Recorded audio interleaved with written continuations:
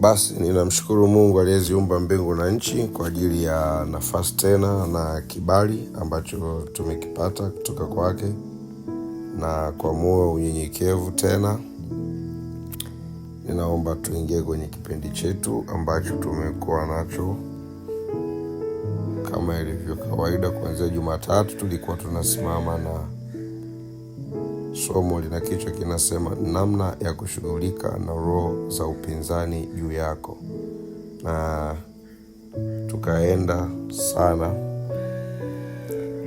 tukajifunza mambo mengi ikiwemo hatua za upinzani. Baada ya kuelewa upinzani ni nini na kujua ni kwa nini unafanywa upinzani, lakini tukaangalia hatua za upinzani ambazo tuliangalia kwamba moja, lazima wakuletee wapelelezi; 2, lazima wafanye mashauri kulingana na data ulizopata kutoka kwa wapelelezi. Yale mashauri ndio yanainua hukumu. 3, ndio jana tulikuwa tunaangalia wanavizia. Maana yake ni kwamba tayari kuvizia ni ile hali ya kwamba tayari wameshapata tayari wameshasimamisha mashauri ya hukumu, wameshagonga na muhuri wa ile hukumu waliokuwekea. Tayari wameshatuma, kama ni majini, kama ni mapepo, kama ni nguvu za giza, ni roho fulani ambazo tayari sasa zimeshatumwa kukushambulia, lakini haziwezi kuingia tu, lazima wakuvizie. Kwa nini wanakuvizia? Tukaona jana Zaburi ya 37 mstari wa 32, tukaona kwa nini wanakuvizia. Tuliona anasema mtu asi haki humvizia mwenye haki na kutafuta jinsi ya kumfisha. Kwa hiyo nikasema wanajua una nguvu za kiroho na wanajua kweli iliyokuwa ndani yako na Mungu anakutunza. Hawawezi kukushambulia tu. Kwa hiyo ni lazima kwanza wakuvizie ili watafute mbinu na namna ya kukufisha. Nikasema ile kukufisha wanatumia milango mbalimbali, lazima watafute mlango. Jana nimefundisha sana hapo habari ya kutafuta mlango. Kile watafuta mlango wa hasira, kile watafuta mlango wa makwazo, kuchoka na kadhalika. Alafu wakishafanikiwa wanataka kukuweka mbali na chanzo cha nguvu zako, yaani wanakuweka mbali na Yesu. Alafu wakishafanikiwa sasa, wakishajua wamepata mlango, wameshakufisha, alafu washakuweka mbali na Yesu, sasa ndo hatua zingine zitafuata. Lakini lazima wakuvizie. Unajua, na kitu ulimwengu wa roho wa giza ulichonacho ni strategy, yani ni mikakati. Wao wanapambana kwa mkakati. Wanajua sisi tunaye Mungu mwenye nguvu. Yani shetani anajua kabisa hawezi kupambana na Yesu jino kwa jino. Kwa hiyo alichokuwa nacho yeye, anakuwa na mikakati. Anatumia sana mikakati. Kitu ambacho sio watu wengi wanajua ni kwamba kule ulimwengu wa roho wa giza, upande wa pili, kuna baadhi ya vyeo huwa hawezi kupata mpaka aisome Biblia mwanzo mpaka Ufunuo. Yani kuna kila anapotaka kupanda cheo cha juu ni lazima awe ameisoma Biblia mwanzo mpaka Ufunuo. Na sio anaisoma ili mradi tu anaisoma, lakini kuna kitu anakuwa anatafuta nini? Anaambiwa atafute namna ambayo kupitia neno alilolisoma anaweza kuwashtaki waliookoka. Kwa sababu anajua kuna level fulani ikifika ya waombaji waliookoka hawawezi kuinuliwa tu vita ili mradi, bali wanatafutwa kushtakiwa kupitia kwa neno. Yani neno linasema hivi, alafu wewe umefanya hivi. Kwa hiyo anavyoambiwa asome mwanzo mpaka Ufunuo, sio aje aseme tu nimesoma. Akishasoma inabidi aje present findings zake kupitia neno, kwamba kuna kitu gani amegundua kupitia hayo maandiko ambacho anaweza kukitumia kwa ajili ya kuwapiga waombaji au kuwapiga Wakristo. Kwa mfano, anaweza akaja akasema nimeona kuna mahali pameandika Mungu alisema ni heri uwe moto au uwe baridi kuliko kuwa vuguvugu anakutema. Kwa hiyo sasa atachukua lile, alafu atalitafutia pale. Hawa maandiko yao yanasema ni heri awe moto au baridi. Sasa hao wako vuguvugu na Mungu anawatema. Kwa hiyo hao waliotemwa au ndio wao wako. Yaani kuna namna akisoma andiko anatakiwa atafute namna gani anaweza akakucontradict kupitia maandiko. Maana yake ni kwamba wanajua kabisa kuna level ya Mkristo ikifika, kuna level ya muombaji ikifika, hawezi kushtakiwa kama hajaanguka kwenye neno. Yaani maana yake wanasema tumshtaki kwa Mungu wake, kama vile ilivyokuwa kwa Danieli. Wanatafuta kitu wamejua kwamba imeandikwa usimsujudie Bwana Mungu wako. Kwa hiyo wakaanza kumfanya Nebukadneza atengeneze sanamu. Alafu wale waone watawacontradict kwamba wakisujudia ile sanamu wamekosana na Mungu wao. Kina Shadraka, Meshaki na Abednego wao wakagoma.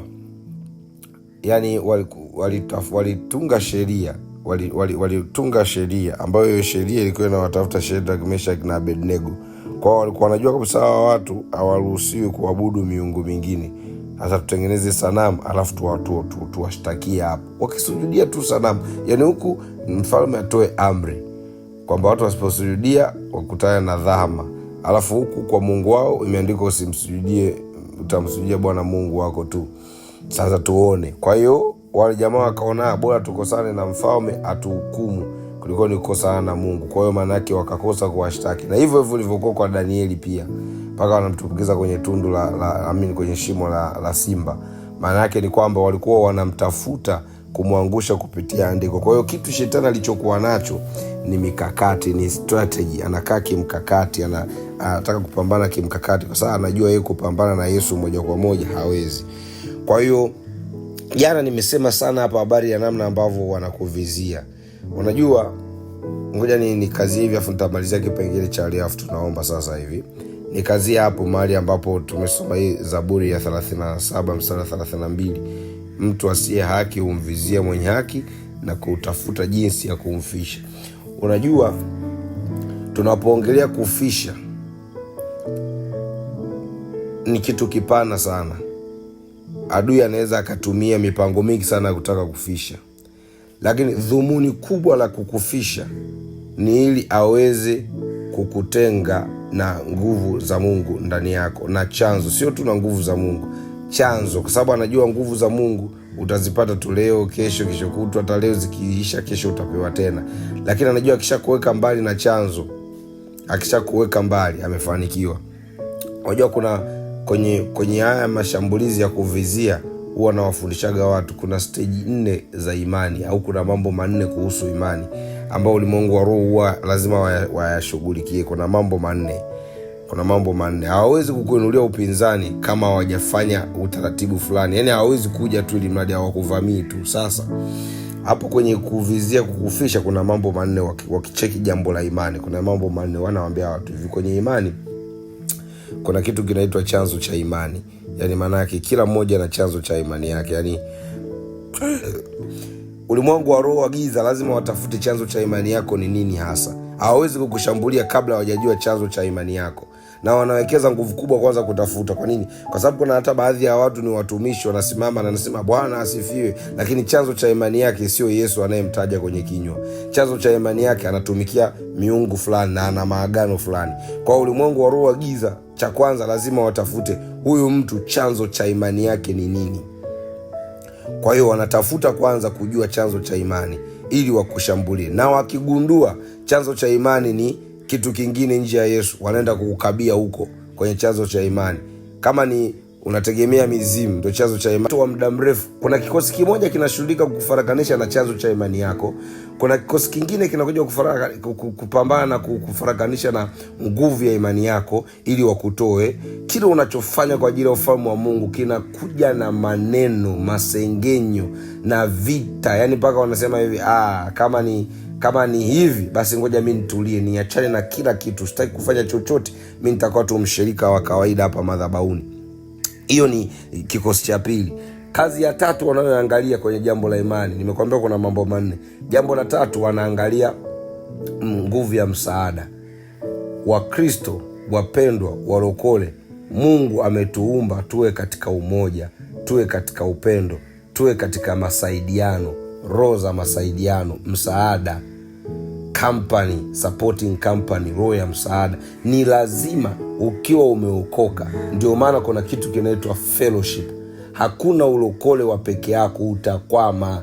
Shetani anataka akutengenezee maneno ya kusema kwenye ulokole kuna unafiki, mimi nimeamua tu kuwa mwenyewe, nimeamua tu nitakaa mwenyewe na Yesu. Haiwezekani. Yaani kama unashindwa kukaa na wanadamu hapa duniani, huwezi kukaa na Mungu mbinguni. Mungu tunamuona kupitia wanadamu walioko hapa duniani.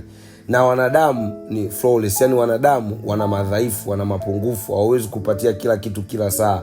Hawawezi. Yaani shida wewe kwamba unataka ukae na malaika, na malaika wako hapa. Watu sio malaika tunaishi nao, kwa sababu hata familia yako sio malaika, hata ukoo wako sio malaika. Lakini lazima kuna namna Mungu atakupa watu wa msaada, supporter company. Hamna kitu kigumu kama mpendwa ambaye yuko hana fellowship, hana supporter company. Huwezi kutoboa kwenye ulokoli, haiwezekani. Na Mungu hajatuumbia hivyo. Hiyo sio nature ya Mungu wetu. Nature ya Mungu wetu ni kuchukuliana. Nature ya Mungu wetu, ndio maana alisema nawaagiza upendo, pendaneni, upendo usitiri, upendo uvumilia. Ni kwa sababu gani? Ni kwa sababu alijua kama hatuna upendo hatuwezi kukaa. Sasa wakisha kikosi cha tatu kinakuja kukufarakanisha na msaada wako, supporter company, wataangalia nani anamsaidia kwenye finance huyu mtu. Yule mtu ambaye ukikwama unajua ukimkimbilia, ukimpigia kwa bwana na changamoto 1 2 3, kwake hawezi kuhesitate kukutoa msaada wa kiuchumi. Nani unamkimbilia kwenye maombi? Umekwama, kuna kitu kimekukaba mpaka hapa. Unasema jamani na changamoto kidogo kwenye ndoa yangu, au napitia mahali pagumu, nasikia alifanya kuchoka na kukata tamaa. Niombeni hapa niinue. Wanaangalia supporter company, nani msaada wako wa kimaombi, nani msaada wako wa kiuchumi, nani msaada wako wa kiushauri, nani msaada wako wa kimawazo. Wanaangalia umezongwa na msaada. Watatafuta kukata ties na kila ambaye ni msaada kwako. Utashangaa na fulani tumesikia fulani anasema ni wewe si kitu, yani bila wewe huwezi enda. Sasa huyo mtu ni mtu kweli ambaye unaendaga kuomba msaada wa kiushauri, msaada wa kifinance, msaada wa nini, ndio mnazungumzaga. Sasa kumbe naogopa sana watu wanaokufikisha taarifa. Ogopa sana. Kitu kinachopiga wapendwa ni maneno, kupokea maneno. Fulani kasema hivi, nimesikia mambo haya kuhusu wewe. Achana, nimesikia. Watu wana habari nyingi sana. Shetani ukitafuta habari anakupa, anazo habari nyingi sana. Kwa nini usitafute habari kwa Roho Mtakatifu? Shetani anaongea sana, atakupa habari nyingi sana. Sasa wapendwa wanapigwa na hayo maneno, kumbe bila kujua hayo ni maneno ambayo kile kikosi kinachokuvizia kukufisha, wanatumia nguvu, wanakuletea habari za maneno. Wapendwa wengi wanashindwa maintain uhusiano wa fellowship. Na wewe huwezi kusema una fellowship na Yesu kama unashindwa kuwa na fellowship na mwenzio. Unashindwa kuwa na fellowship na waombaji wenzio. Unashindwa kuwa na fellowship na wapendwa wenzio. Utakuwaje na fellowship na Mungu? Kuna andiko linasema usiyempenda ndugu ukishindwa kumpenda ndugu unayemuona, huwezi kumpenda Mungu usiyemuona. Unajua Mungu yuko katika watu tunaoishi nao. Hata shetani pia anatumia watu tunaoishi nao. Kwa hiyo usibaki na kitu kimoja tu, watu hawafai. Yaani mtumishi, mimi nimeamua kujitenga, watu hawafai. Yaani wewe kwa nini umechagua kumuona tu shetani? Na Mungu yupo humo kwa watu pia. Sababu na sisi tungekuwa tumejitenga kutokana na maneno tulioinuliwa na watu au na vita, basi hata hii fellowship sasa hii isingekuwepo. Kukuombea tunakuombea kusingekuwepo. Usifikiri tunapita kwenye njia tambalale. Lakini tuligundua hii siri kwamba si tumegoma kumpa shetani nafasi. Kwa hiyo wewe, mtu akija kukuambia fulani amekusema, yani nimesikia fulani ameongea hivi na hivi kuhusu wewe, mwambie wewe ulichangia nini wakati yeye ananisema? Alafu kwa nini amekuwa comfortable kunisema mbele yako? Mbea aongeagi peke yake, ni two way traffic. Yani wewe ukisikia maneno kumuhusu mtu fulani, wewe na wewe ulichangia nini? Na wewe kwa nini huyo mtu amekuwa comfortable kunisema mbele yako wako? Basi kuna namna wewe unipendi, kwa sababu angekuwa anajua tuna uhusiano mzuri, asingethubutu kunisema mbele ya uso wako. Kuna msemo anasemaga ile kesi ya nyani usimpe ngedere. Kwa nini na wewe ulikuwa unachangia nini mpaka mkanijiungua? Yaani shida yako wewe tu amesema. Sasa kwa mfano, unaweza kutoa yule mtu ambaye ndio kweli mnashauriana kila wakati, ndio unaenda kuomba ushauri. Kila wakati unaenda kumwambia changamoto zako za ndoa, sio za kimahusiano, sio za kiuchumi, ndio unaenda na mna share na unasema nimepata mtu. Kuna siku moja mpambe mmoja atakuja atasema hivi, bwana kuwa makini sana na tena wengine wanakoga watu hata sio waliookoka. Sema nyinyi walokole bwana, nyinyi mnasemana sana bwana. Nyinyi bwana, sisi ndio maana tuna hatuji kanisani kwenu. Kwa makini sana. Unajua fulani anakusema vibaya sana. Na unastuka. Anasema mwenzio anasema ni bila yeye wewe si kitu yani. Yaani wewe ni kila kitu kwake, yani yeye ni kila kitu kwako yani. Wewe unamtegemea kwa kila kitu. Na wewe ukiangalia unaona ni kweli mnafanya mashauri na nini. Kaambia kwa mimi nimekuja kukwambia mambo yako unamwambia angalia shauri yako. Sasa na wewe ukishasikia namna hiyo unasema ndio ameongea hivyo, mbona hata mimi mwenyewe na mimi namsaidiaga. Kwa hiyo ameona aseme hivyo. Na ukiongea sasa na wewe yule tena anatoka anaenda kwa yule mtu tena yule. Sema nyie wapendwa, nyie bwana angalia nimetoka kwa unajua fulani anakusema, na wewe sasa umebwabwaja kwa dakika yako ya hasira na wewe umeongea. Ni kweli mbona na mimi bwana nimemsaidiaga hivi na hivi na hivi. Tayari yule mtu ameshakaa katikati yenu. Kumbe unaweza kukuta mtu A ambaye anakushauriaga, mnashaurianaga, alikuwa katika habari ya kuongea akasema yani mimi nampenda sana Yesu, amenipa watu. Unamwona fulani yani yule fulani yule tunashirikiana mashauri. Yani yule mimi siwezi enda bila yeye na yeye hawezi enda bila mimi. Tumekuwa watu wa kusapotia na hamna jambo lake mimi nisilijue. Yani lazima yani nashukuru sana mwenzio akienda kuripoti kule. Neno la nanukuu. Watu ukisikia nanukuu ni watu wachache watanukuu neno kwa neno. Kwa hiyo kuna namna habari unayoletewa haiwezi kuwa kama ilivyotoka kwenye chanzo. Kwa hiyo adui anatumia maneno kupiga nguvu ya msaada, supporter company. Kwa hiyo watu wengi hata saizi hapa nikisema niwashe mic niulize mmoja mmoja, watu wangapi washasema mtumishi mimi nimeamua walokole sitaki tena, nitabaki mwenyewe, nitaomba mwenyewe. Umepigwa tayari, haiwezekani. Mungu wetu hayuko hivyo. Alitupa tuwe na fellowship na yeye. Fellowship na Mungu inaanza vile unavyohusiana na watu, ndivyo unavyohusiana na Mungu pia. Wao wanaokukwaza unahusiana nao vipi? Wanaokupenda unahusiana nao vipi? Wanaokusengenya unahusiana nao vipi? Wanaokutetea unahusiana nao vipi? Wote ni wa Mungu, wote wapo. Haimaanishi anayekusengenya ndio sio mtu wa Mungu. Haimaanishi anayekusema leo mliogombana leo. Wewe hujawahi kuona kwamba kuna kati hata Petro na Paulo waligombana? Hujawahi kuona? Mbona bado ni mitume? Wewe unafikiri kila saa walikuwa tu wanaelewana? Ilitokea, lakini ile kuona kuna kupishana hakukufanya sasa ndio kusema huyu ni wa shetani. Hapana. Mbona Paulo na Barnaba walipishana kwa sababu ya mtoto wa mpwa wa Barnaba ambaye aliwakimbia kwenye huduma, anaitwa Marko. Paulo akamwambia Barnaba, chagua mimi au huyu ndugu yako. Barnaba akamchagua Marko, wakatengana. Sila ndo akaingia hapo, lakini baadaye Paulo alikuja kukutana tena na Marko akakuta ameiva zaidi, akasema namshukuru Barnaba amekupika vizuri. Kwa hiyo makwazo yapo, lakini usikubali mpaka nafika mahali unakata connection, unakata ties, unasema nimeamua kuwa mwenyewe. Hiyo ni kitu ya kupigwa. Kwa hiyo kitu cha tatu wanachofanya ni kuondolea wale watu wanaokusaidia, supporter company, nguvu ya msaada. Kumbuka tumeanza chanzo cha imani, nguvu ya imani na msaada wa imani. Yani imani lazima hiyo, kuna watu ambao ni imani moja, mnasaidiana. Ni lazima Mungu anakupa. Hata kama hawatakuwa kwenye maisha yako kila saa, kuna mahali utawahitaji, Mungu atakuwa amekupa. Kwa hiyo angalia, shetani naye anatumaga kikosi cha kuwakata. Hiyo nimekuambia hapo kwenye hali ya kukuvizia kabla haja kushambulia. Jambo la 4 analomaliza nalo ni nini? Ni udhaifu wa imani. Kama ambavyo kuna chanzo cha imani, kuna nguvu ya imani, kuna msaada wa imani, alafu pia kuna udhaifu wa imani. Udhaifu wa imani ni upi? Ni ule ambaye mtu anasema hivi, ani mtumishi umeona mimi nimeokoka lakini mtu akithubutu kucheza na mtoto wangu, akithubutu kugusa kitu changu fulani, nitaweka wokovu pembeni, nitamweka Yesu wangu pembeni, nitamshughulikia hata amini. Kwa ulimwengu wa roho unashika kwamba huyu kumbe udhaifu wa imani yake ni mtoto wake.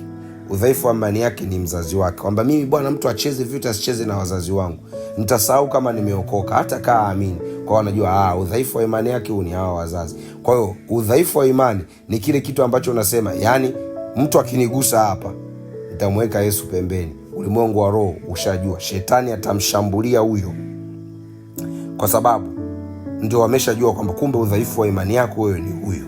Kwa hiyo watakupiga, yani watamshambulia huyo kumbe anashambuliwa kwa sababu unatafutwa moyo wako. Na akishambuliwa, usije ukafikiri akienda kwenye maombi mapepo atakaa kimya. Akienda kuombewa yanataja ni fulani fulani, maana yake ili wewe ugafirike, uinue hasira, upambane, utoke rohoni uje upambane mwilini. Kwa hiyo kumbe yote hiyo ni mipango ya kuhangaika. Kikubwa wanachotafuta ni kukufisha, na kufisha, wanatafuta kufisha imani, na imani inakaa kwenye hao mambo manne makubwa.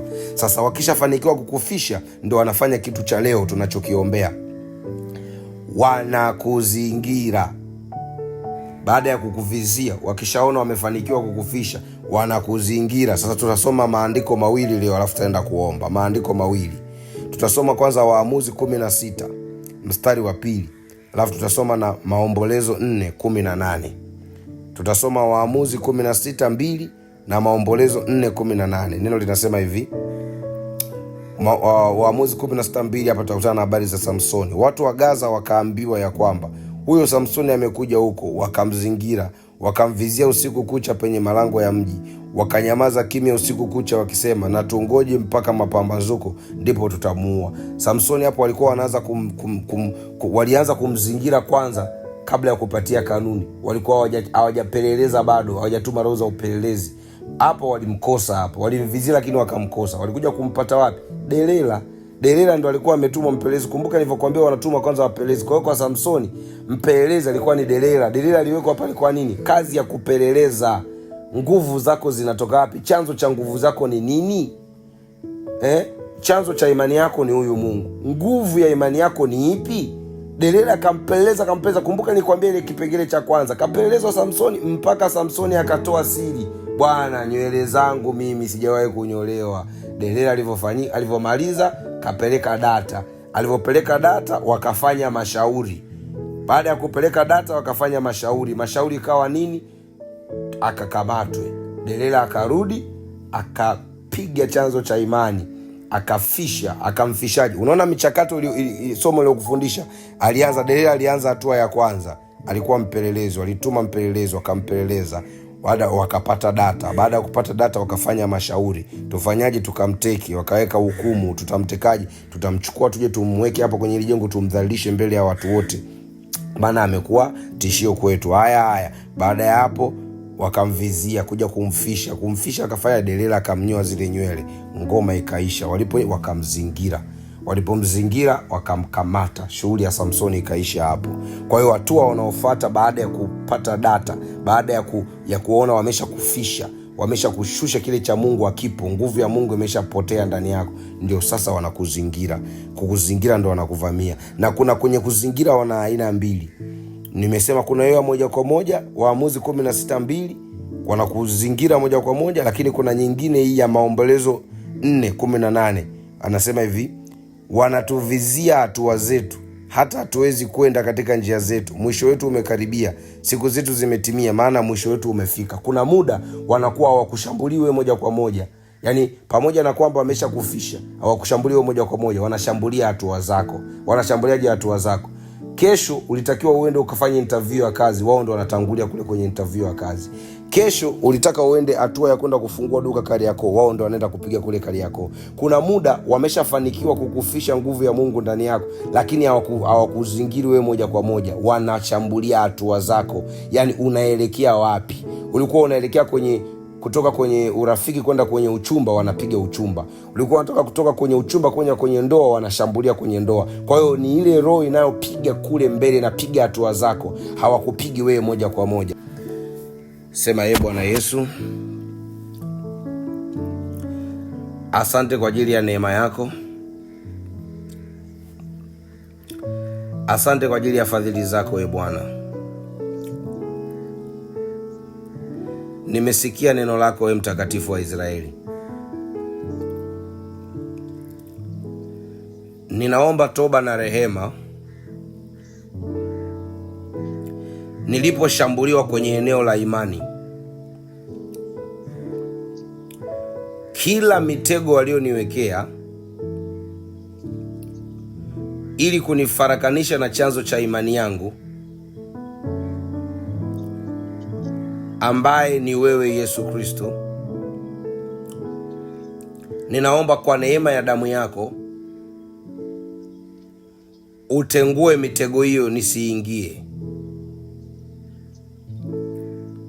Kila walipoinua vikosi vya kunifarakanisha, na nguvu ya imani yangu na msaada wangu wa imani, ili waweze kunitoa kwenye hiyo nafasi, ninaachilia damu yako Bwana Yesu. Nipe kusimama kwa uaminifu katika nguvu yangu ya imani. Na Bwana, ninaomba nipe namna ya kuishi na msaada wangu wa imani. Nisaidie kushinda maneno na roho zote za mafarakano, na unipe hekima ya kuishi kwa kupitia neno lako, katika jina la Yesu. Na ninaomba pia Bwana Yesu, kila waliponishambulia, waliposhambulia wale ninaowapenda, iwe ni watoto, iwe ni familia na jamaa, kwa kuwa waliona ndio udhaifu wangu wa imani, ninawaleta kwako Bwana Yesu. Linda familia yangu, tetea familia yangu. Ninafuta ule muhuri wa kwamba wale ninaowapenda ndio udhaifu wangu wa imani. Ninafuta hiyo taarifa kuanzia sasa, katika jina la Yesu. Bwana Yesu, ninajua vikosi vinanivizia usiku na mchana, wanataka kunivamia, wanavizia na hatua zangu. Ninaita damu yako Bwana Yesu ikasambaratishe kila vikosi vilivyoinuliwa juu yangu, wanaoshambulia hatua za uchumi wangu, wanaoshambulia hatua za maendeleo yangu,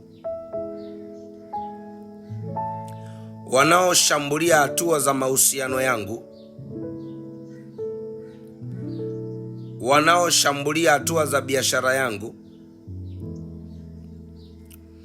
na kila eneo la maisha yangu lililokuwa kwenye vita. Bwana, ninaomba unitetee. Leo ninaomba kwa damu yako, kwa kuwa tumepita hatua zote, ninaomba sasa upangue kila upinzani, upinzani ulioinuliwa juu ya maisha yangu, kila roho ya upinzani juu yangu, upinzani wa uchumi, upinzani wa huduma, upinzani wa maombi, upinzani wa maendeleo, na kila roho ya upinzani popote pale iliposimama, kutoka kwenye madhabahu, kutoka kwenye vilinge, kutoka kwenye vizimba, ninaachilia moto wa damu ya Yesu.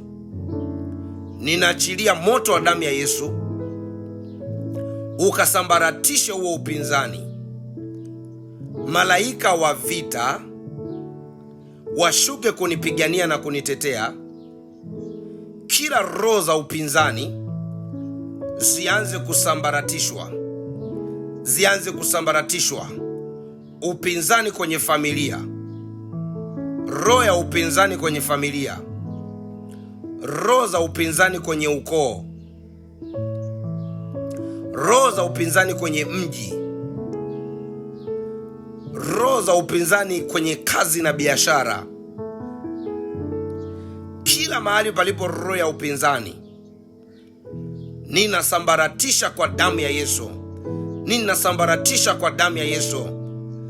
Nenda mbele za Mungu, nenda mbele za Mungu saa hii. Sasa leo ndo tunaomba huo upinzani. Tulikuwa tunaombea hatua tu, leo ndo tunasambaratisha huo upinzani. Pangua kila roho ya upinzani iliyoinuliwa kwenye maisha yako. Pangua kila roho ya upinzani iliyoinuliwa kwenye maisha yako. Pangua kila roho ya upinzani iliyoinuliwa kwenye maisha yako. Pangua roho ya upinzani, kwa maana tumepita kila hatua. Mungu ameshughulika na wapelelezi. Mungu ameshughulika na wakusanya data na mashauri yao. Mungu ameshughulika na wanaovizia. Sasa wale walio kuzingira, peleka damu ya mwanakondoo, peleka damu ya mwanakondoo. Pangua kila upinzani, upinzani kwenye biashara yako, upinzani kwenye ndoa yako, upinzani kwenye uchumi wako, upinzani kwenye elimu yako, upinzani kwenye mahusiano. Kila mahali palipo na upinzani, kila palipo na upinzani, kila palipo na upinzani, endelea kuomba. Omba hapo, kataa huo upinzani, pangua huo upinzani, kila roho ya upinzani, kila roho ya upinzani, kila roho ya upinzani.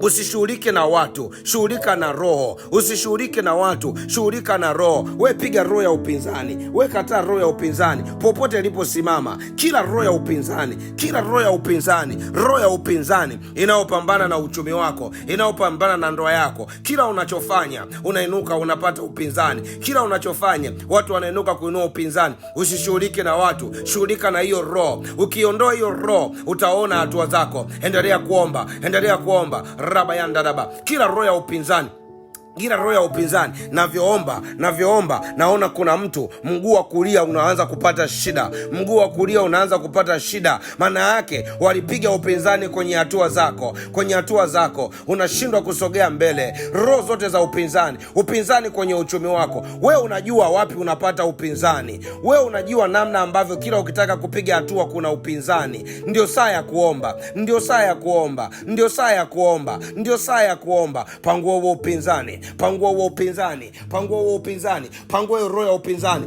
Pambana na hiyo roho, pambana na hiyo roho. Shida sio huyo mtu unayemuona, shida ni hiyo roho. Na ndio maana kila unapoenda hiyo roho ya upinzani na kufuatilia. Iko kwenye ndugu zako, iko kwa jamaa, kazini pia ipo, kila kanisani pia ipo. Kila unapoenda lazima kuna wapinzani wanainuka. Shida sio watu, ni hiyo roho inatembea na we kila unapoenda, inatembea kila unapoenda.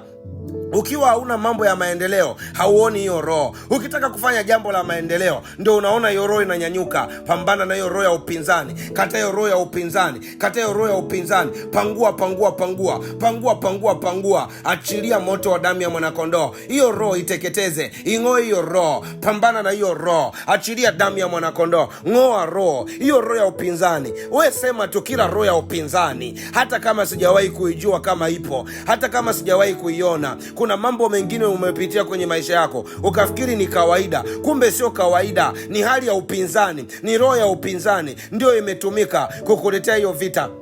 Ndoa yako ilikuwa iko karibia kutokea, lakini uchumba ukavunjika. Ni roho ya upinzani, ni roho ya upinzani. Kila unapotaka kufika kwenye hatua ya maendeleo, kila unapotaka kufika hatua ya maendeleo, kila jambo linapotaka kuzaliwa, ndio hapo jambo linaharibika. Maana yake ni roho ya upinzani kwenye malango. Achilia moto, achilia moto. Pambana hapo, omba hapo, kataa hapo roho ya upinzani. Ng'oa kabisa hiyo roho ya upinzani leo. Shughulika na hiyo roho ya upinzani. Tumepita hatua kwa hatua wiki nzima. Tulianza kupambana na wapelelezi, tulianza kupambana na wapelelezi, tukafuta hiyo roho ya upelelezi. Tukaja kupambana na kutengua mashauri, tukafuta yale mashauri na hukumu zao, tukafuta yale mashauri na hukumu zao. Tukaja kutengua kabisa na ile miuri, tukaja kutengua na miuri. Jana tukashughulika na roho za kuvizia zilizokuwa zinatafuta kutufisha, tukafunga ile milango. Sasa leo ndo tunapambana na upinzani wenyewe. Leo ndo pambana hiyo roho ya upinzani. Kila roho ya upinzani iliyoinuliwa juu ya maisha yako,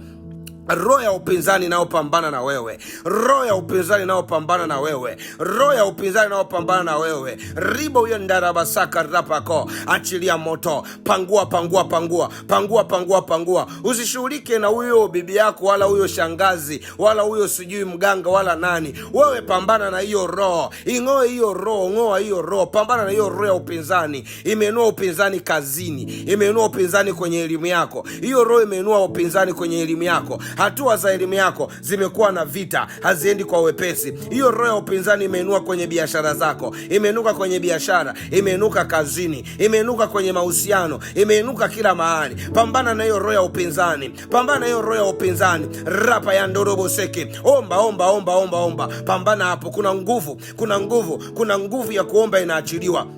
Kuna nguvu ya kuomba. Naona malaika wa vita wako tayari kazini, malaika wa vita wako tayari kazini. Ni maombi ya vita. Pambana, pambana na hiyo roho, pambana na hiyo roho, pambana na hiyo roho. Hiyo roho ya upinzani ing'oe. Tumia damu ya mwanakondoo, tumia damu ya mwanakondoo, tumia damu ya mwanakondoo. Raba yanda rabasaka, rapa kokoko, riba yanda rabasai, raka kokokori, ribo shanda rabasai, katika damu ya mwanakondoo. Hiyo roho ya upinzani, hiyo roho ya upinzani, hiyo roho ya upinzani, hiyo roho ya upinzani, hiyo roho ya upinzani, hiyo roho ya upinzani, katika damu ya mwanakondoo, katika damu ya mwanakondoo. Rapa ya ndorobo sai, rapa kokokori, ribo shandaraba sai, karaba ndorobo ko, ribo ya ndaraba sai, katika damu ya mwanakondoo.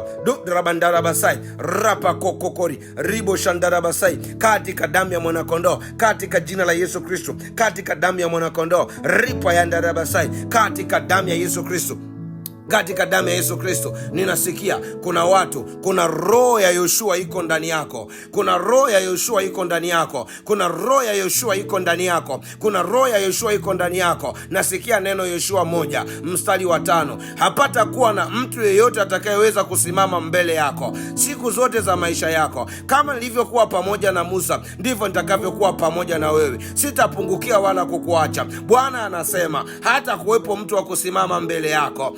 Pangua kila waliosimama mbele yako, pangua kila roho ya upinzani. Kaendi ribokoria. Huyu Mungu anasema kama nilivyokuwa pamoja na Musa, ndivyo nitakavyokuwa pamoja na wewe. Kuna watu ni wasafisha njia, kuna watu ni watangulizi, kuna watu ni unakutana na mambo magumu, unakutana na mambo makubwa. Kwako wewe hakuna jambo unaolipata kiwepesi. Kumbe wewe ni Yoshua mtengeneza njia, kumbe wewe ni Yoshua msafisha njia. Ni wewe unakanyaga, unaanzisha vitu ambavyo wengine hawana. Kwenye ukoo wa kwenu wewe ndio unaanzisha, kwenye ukoo wa kwenu wewe ndio unaanzisha. Ni kwa sababu hiyo ndio maana upinzani ni mkubwa. Unaanzisha vitu ambavyo wengine hawajawahi kuwa kwenye ukoo wa kwenu, unaanzisha vitu ambavyo wengine hawajawahi kuwa kwenye familia ya kwenu. Kwa hiyo unapita kwenye msitu mkubwa, unapita kwenye msitu mnene, unaanzisha njia. Ni wewe, ninakuombea roho ya Yoshua iwe juu yako, upako wa Yoshua ukawe juu yako. Ni wewe utakayewarithisha watu wako urithi huo.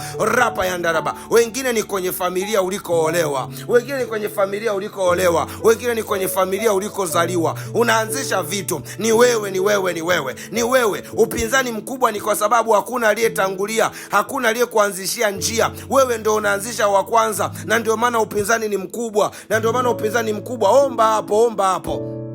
Kuna akina Yoshua wanatafutwa, kuna akina Yoshua wanatafutwa, wale wa kuanzisha vitu, wale wa kuanzisha vitu. Kile kitu unachopigania kuwa kwenye familia yenu, wewe ndio wa kwanza. Kwenye familia yenu wewe ndio wa kwanza. Wewe ndio umebeba hiyo neema ya wokovu. Hakuna aliyebeba neema ya wokovu kama wewe. Kila unachofanya wewe ndio unaanzisha njia. Ndio maana upinzani ni mkubwa, ndio maana upinzani ni mkubwa. Wewe ndio Yoshua wa kuwarithisha watu hawa. Wewe ndio Yoshua. Utakapokanyaga, Mungu anakopa kumiliki.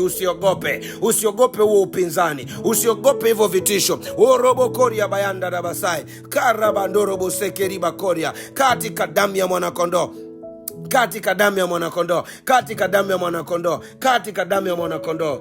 Asante Yesu, asante Yesu, asante Yesu, asante Yesu. Bwana Yesu asifiwe, Bwana Yesu asifiwe, Bwana Yesu asifiwe. Kuna kitu nasikia, kuna kitu nasikia. Nisikilize kidogo. Kuna kitu nasikia. Kuna watu, kuna nguvu itapita saa hii. Ninaona kwenye miguu. Kuna miguu naona inatembelewa.